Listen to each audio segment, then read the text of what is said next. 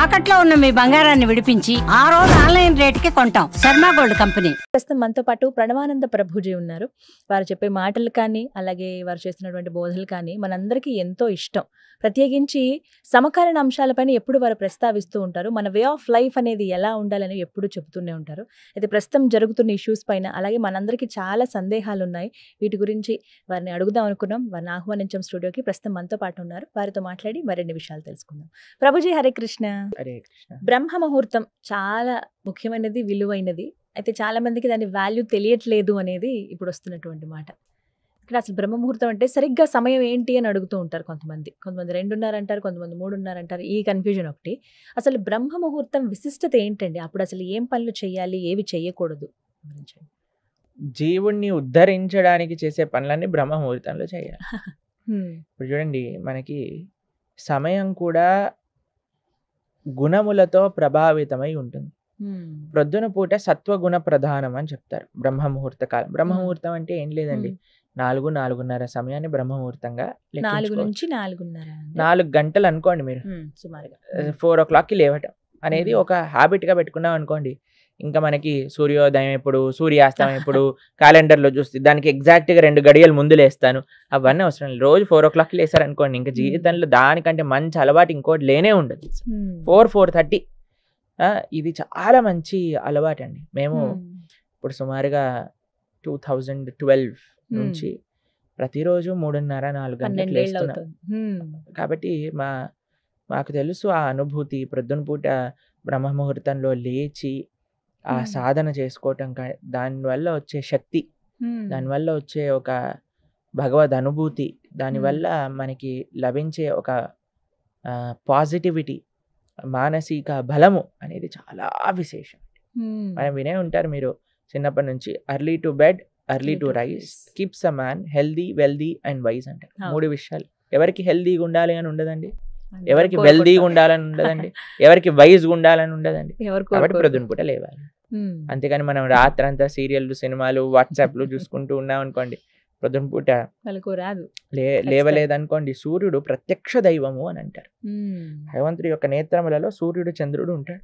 స్వామి యొక్క అంశ ఆ సూర్యుడి లోపల అందుకే మనం సంధ్యాబంధనం చేసినప్పుడు సూర్య మండల మధ్యలో ఉండే నారాయణుడికి మనం అర్ఘ్యం సమర్పణ చేస్తాం అనమాట. సంధ్యాబంధనం చేసేటప్పుడు ఆ మంత్రాలు మనం చేసుకున్నప్పుడు ఆ అనుష్ఠానంలోకి వస్తాయి.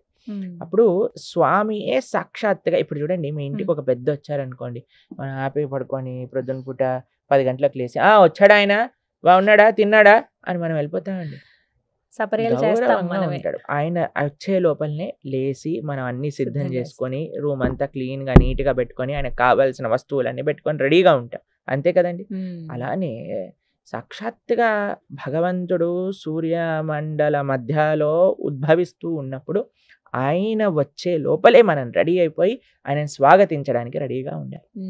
ఆ సమయం ఎంతో ఇంపార్టెంట్. మీరు చూడండి, చిన్నప్పుడు ప్రొద్దున లేచి చదువుకో బాగా ఎక్కుతుంది, ప్రొద్దున లేచి చదువుకో బాగా ఎక్కుతుంది. నేను చదువుకునే సమయంలో అండి, ఇంజనీరింగ్ చేసేటప్పుడైనా 10th 11th 12th ఏ టైంలోనైనా ఏం చేసేవాళ్ళం అంటే ప్రొద్దున్నే లేసేవాళ్ళం. ఎగ్జామ్ ముందు లేచి, అయితే చాలా ప్రొద్దున పూట లేచినప్పుడు నిద్ర వచ్చేదన్నమాట. అప్పుడు మేము ఒక స్టడీ చూసాం అనమాట. ఏంటంటే ప్రొద్దున పూట లేచాక ఎప్పుడైనా ఆపిల్ తింటే నిద్రపోతుంది అని. అయితే ప్రొద్దున పూట లేచి స్నానం చేసి ఆపిల్ తినేసేవాళ్ళం. నిజంగా నిద్ర వచ్చేది కాదు, ఇంకా చదువుకుంటూ ఉండేవాళ్ళం. మేము ఎక్కువ చదివే వాళ్ళం కాదండి, ఉత్తే ఎగ్జామ్ ముందే అలా చదువుకొని వెళ్ళిపోయేవాళ్ళం. అన్నిట్లో ఫుల్ మార్కులు వచ్చేసేవి అనమాట. జ్ఞాపక శక్తి బాగుంటుంది. అయితే అది చాలా ప్రభావితం చేస్తుంది. అప్పుడు చదువు ఎలా బాగా అయితే చదువుకోగలిగామో, ఇప్పుడు ఆధ్యాత్మిక సాధన కూడా అంత బాగా చేయగలుగుతున్నాం. ప్రొద్దున్నే లేచి జపం చేసుకోగలుగుతాం. రాత్రి ఎంతసేపు అయినా వెలుకుని ఉంటాం కానీ తెల్లారి మాత్రం లేవలేమండి అంటారు చాలా మంది. ఎందుకో తెలుసా అండి, దాన్ని రాక్షస ప్రవృత్తి అంటారు. ఎందుకంటే రాక్షసులకు నిశాచరులు అని పేరు. తెలిసినా మీకు? రాత్రిపూట తిరుగుతాయి. ఇప్పుడు చూడండి, ఇంట్లో పిల్లలకి ఏం చెప్తాయి, ఏ రాత్రిపూట అన్ని దయ్యాలు ఉంటాయి, పడుకోండి అని చెప్తాను చిన్నప్పుడు ఉన్నప్పుడు. అదే మనం పెద్దవాళ్ళు రాత్రులంతా తిరుగుతూ ఉంటారు. దయ్యాలు ఎక్కడో కాదు, ఎవరైతే రాత్రిపూట తిరుగుతారో వాళ్ళే దయ్యాలు. కాబట్టి మనము ఒక మంచి మనిషి, ఒక మంచి బిహేవియర్ ఉన్న, డిసిప్లిన్ ఉన్న వాళ్ళు ఏం చేస్తారు అని అంటే త్వరగా పడుకుంటారు. మీకు ఒక విషయం చెప్తానండి, ఇక్కడ ఇండియాలో నేను చూస్తే చాలా మందికి 10-11 కామన్ టైం నిద్రపోవడం, 11:30-12.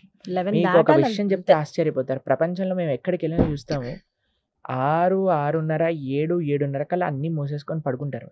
హా. హా. అంటే సాధారణంగా పల్లెటూర్లలో ఇలా చూస్తాము. ఇప్పుడు పల్లెటూర్లలో కూడా అన్ని ఊర్ల పైన డిష్లు ఉన్నాయి కదండి, వాళ్ళు కూడా నిద్రపోనివ్వట్లేదు. ఎందుకంటే అన్ని తలుపులేసుకొని మెయిన్ ఇంట్లో సీరియల్లు 8:30, 9కే కదా వచ్చేవి. అవును. కాబట్టి పల్లెటూర్లలో ఎలా పడుకుంటున్నారు చెప్పండి? పల్లెటూర్లలో లేదు, సిటీలో లేదు, అన్న ఒకటే అయిపోయాయి ఇప్పుడు. ఎక్కడ నిజం అండి అదైతే. సినిమా ఇంకా ఫోన్, టీవీ, ఫోన్ ఎక్కడైతే ఉంటుందో ఎక్కడైనా ఖరాబ్ చేస్తుంది. కానీ మేము పాశ్చాత్య దేశంలో చూసాం, ఆస్ట్రేలియా వెళ్ళినప్పుడు మేము చూసాం, అందరూ 7:30 అయిపోయింది అంటే అసలు ఏదైనా కర్ఫ్యూ ఉందా అని అనిపిస్తుంది అనమాట. అలా ఆ. ఉండిపోతుంది. అందరూ పడుకుంటారు, లైట్లన్నీ ఆఫ్ అయిపోతాయి. హ్మ్. ప్రొద్దున పుట్ట అందరూ లేచి ఎంత మంది మేము సంధ్యావందనం చేసుకోవడానికి వెళ్తూ ఉండేవాళ్ళం అనమాట నదీ తీరానికి. హ్మ్. అప్పుడు అందరు కూడా జాగింగ్ చేస్తూ, ఎంత మంది, ఎవ్రీబడి ఈజ్ సెల్ఫ్ కాన్షియస్. నేను ఆరోగ్యంగా ఉండాలి, హ్మ్. నేను బాగుండాలి, త్వరగా పడుకోవాలి, త్వరగా లేవాలి, ఎక్సర్సైజ్ చేయాలి. హ్మ్. మన వాళ్ళకి ఎప్పుడు చూసినా ఎంత లేట్ నైట్ అయినా ఏం పర్వాలేదు, కానీ అందుకే చూడండి మన వాళ్ళకి డిసిప్లిన్ మెల్లమెల్లగా పోతుంది. ఎందుకంటే మనం పాశ్చాత్య అలవాట్లు అని అనుకొని మనం ఇలా తయారైపోయాం. వాళ్ళు మాత్రం ఉద్ధరింపబడుతున్నారు. వాళ్ళు యోగా హ్మ్. మెయిన్, అద్వైతం అమెరికాలో చేస్తారు. అన్నిటికంటే మెయిన్ ఏంటి అంటే యోగా, మెడిటేషన్, కీర్తన్. హా. లండన్లో మీరు చూడండి, మీరు రాధికా దాస్ అనే ఒక డివోటీ ఉన్నారు. ఆయన పెద్ద పెద్ద చర్చిలలో మొత్తం చర్చ్ నిండా అందరూ వేలాది మందులు కూర్చొని అందరూ కీర్తన్ మెడిటేషన్, కీర్తన్ యోగా, కీర్తన్ చేస్తూ ఉంటారు. హ్మ్. కీర్తన్, మెడిటేషన్, యోగా, యోగా. ఈ 3 ప్రపంచ వ్యాప్తం అయిపోయాయి. హ్మ్. అందరూ భారతదేశానికి ఈ 3 నేర్చుకోవడానికి వస్తున్నారు. మనవారు మాత్రం రాత్రిపూట ఓటీటీలో వెబ్ సిరీస్ చూసుకుంటూ టైం గడిపేస్తారు. హ్మ్. ఇంత ఏమైనా కొన్ని టిప్స్ చెప్పండి ప్రభు, ఎర్లీ మార్నింగ్ ఏం లేదు, ఫోన్ తీసి అవతల పడేయండి. 8:30 అయిందంటే ఫోన్ స్విచ్ ఆఫ్ చేసేసండి. ఏమి ప్రపంచం మునిగిపోదు నువ్వు ఫోన్ ఆఫ్ చేయటం వల్ల, అది గుర్తుపెట్టుకోవాలి. టెన్షన్ అందరు అనుకుంటారు, వామ్మో నా ఫోన్ లేకపోతే, నేను ఫోన్ ఆన్సర్ చేయకపోతే, నేను మెసేజ్కి రిప్లై చేయకపోతే ఏమవుతుంది? ఏమీ అవ్వదయ్యా, ఏమీ అవ్వదు. మనం కంట్రోల్ కాదు, భగవంతుడు కంట్రోల్ చేస్తున్నాడు ఈ ప్రపంచానికి. ఒక టైం పెట్టుకోండి, వాట్సాప్లో స్టేటస్లో పెట్టండి. ఒక ఆయన చూసి, from today I'm not going to use WhatsApp for next 3 months అని పెట్టాడు. మళ్ళీ నెక్స్ట్ డేనే వాట్సాప్ స్టేటస్ పెట్టాడు అనమాట. అలా కాకుండా మీరు ఏం చేయాలంటే ఒక వాట్సాప్ స్టేటస్లో పెట్టండి, మీ డిస్ప్లే పిక్చర్ పెట్టుకోండి. ఏంటి అని అంటే, after 8:30 I will be not answering any of the messages and calls. కనీసం ట్రై చేయండి మీరు. మీకు ఒక విషయం చెప్తానండి, నిద్ర రాక చాలా మంది కష్టపడుతున్నారు ఈ రోజులలో. దాంట్లో డాక్టర్ ఏం చెప్తాడు తెలుసా అండి, కనీసం పడుకునే 1.5 గంట ముందు నుంచి స్క్రీన్ చూడకూడదు అంట. 12 hours. ఆ స్క్రీన్ వల్ల, స్క్రీన్ లో నుంచి వచ్చే ఆ లైట్ మనస్సుని హైపర్ యాక్టివ్ చేసేస్తుంది అనమాట, నిద్ర రానివ్వకుండా. అందుకే అన్నిటికంటే బ్యాడ్ హ్యాబిట్ ఏంటి అంటే, రాత్రి పడుకునే మరుక్షణం వరకు ఫోన్ చూసి ప్రొద్దున లేవంగానే ఫోన్ చూడు. వెంటనే ఇంతకు ముందు ప్రొద్దున లేవంగానే చేతుని చూసుకొని మనం ప్రార్థన చేసుకుని, హరినామ స్మరణ, హరి అష్టకాన్ని చేసుకొని, భాగవత ఆచార్యులకు ప్రణామం చేసుకొని, భూదేవికి దండం పెట్టుకొని, ఇప్పుడు ఎవరికి దండం లేదు, ఫోన్కి దండం. అమ్మా ఛార్జింగ్ ఉందా లేదా, అమ్మో ఛార్జింగ్ అయిపోయింది, ఛార్జింగ్ తొందరగా పెట్టండి, ఏ మెసేజ్లు వచ్చాయో ఏమైందో. మొత్తం ప్రపంచాన్ని ఈయన నడిపేస్తున్నట్టుగా. కాబట్టి మా సిన్సియర్ అడ్వైస్, మీకు ఏదైనా కావాలంటే ఒక డిసిప్లిన్ మెయింటైన్ చేయండి. మానవ జీవితంలో డిసిప్లిన్ కాని వచ్చింది అని అంటే, దానికంటే యూ విల్ బికమ్ ఎక్స్ట్రాడినరీ. మీరు జీవితంలో ఏది సాధించాలన్నా సాధించగలుగుతారు. కొన్ని డిసిప్లినరీ యాక్షన్స్, యుక్తాహార విహారస్య, కృష్ణుడు అదే చెప్పాడు, discipline in eating, sleeping and defending. అన్నిట్లో మనం చేసే అన్నిట్లో కూడా డిసిప్లిన్ అనేది అవసరం. నిద్రలో చెప్తున్నాను, ఈజీ. ఎంత త్వరగా వీలైతే అంత త్వరగా తినేసేయండి. ఈవినింగ్స్ 6:30, 7 కల్లా అయిపోవాలి డిన్నర్.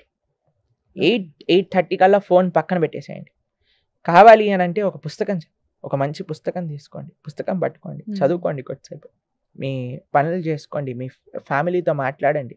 ఫోన్ ఉన్నంతసేపు చాలాసార్లు ఇప్పుడు చూస్తాను, నలుగురు కూర్చుంటారు, 4 ఫోన్లు పట్టుకొని, పిల్లోడేమో కార్టూన్ చూస్తూ తింటుంటాడు, ఈయనేమో న్యూస్ చూస్తూ తింటుంటాడు, ఆవిడేమో నిన్న సీరియల్ మిస్ అయిపోయిందని సీరియల్ చూస్తూ తింటూ ఉంటుంది, ఇంకొక ఆడేమో అందులో ఏదో వెబ్ సిరీస్ చూసుకుంటూ తింటూ ఉంటారు. ఏంటండి అసలు మనం ఇప్పుడు ఎవరికి టైం ఇస్తున్నాం చెప్పండి? ఇంట్లో ఉన్నట్టే ఉంటున్నాం, కానీ ఫోన్ తోటి కాపురం చేస్తున్నట్టు అయిపోయింది. ఫోన్ రూల్ చేస్తోంది అందరినీ, అలా అయిపోయింది. కాబట్టి ఫోన్ దూరం పెట్టేసేయండి, టీవీ ఆఫ్ చేసేయండి. అన్నింటికంటే బెస్ట్ విషయం అంటే టీవీ ఛానల్ వైర్ తీసేసి పీకేసేయాలన్నమాట. మా అమ్మగారు చిన్నప్పుడు ఏం చేసేవాళ్ళంటే ఎగ్జామ్లకి 3 నెలల ముందు టీవీ వైర్ తీసి బయట పడేసేవాళ్ళన్నమాట.